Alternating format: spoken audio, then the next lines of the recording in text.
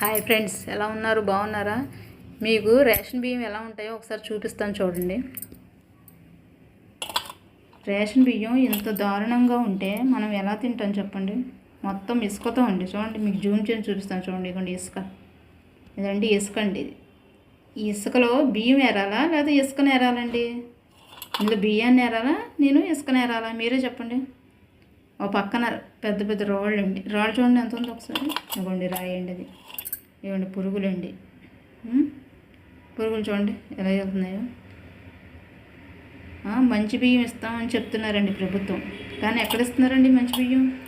కానీ అచ్చంగా తినేవాళ్ళ పరిస్థితి ఏంటి చెప్పండి ఫ్రెండ్స్. అచ్చంగా తినేవాళ్ళ పరిస్థితి ఏంటి? బియ్యం ఇంత దారుణంగా ఉంటున్నాయండి.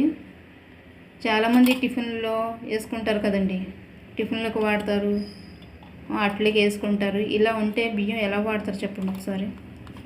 దీంట్లో బియ్యాన్ని ఏరాలా, రాళ్ళని ఏరాలా, ఇసుకని ఏరాలా, లేకపోతే పురుగులు ఏరాలా? ఎలాగ ఏరాలో ఏం ఏరాలో మీరు నాకు చెప్పండి ఫ్రెండ్స్. అసలు ఈ బియ్యం తినగలిగిందేనండి, పడేయాలా? మీరే చెప్పండి.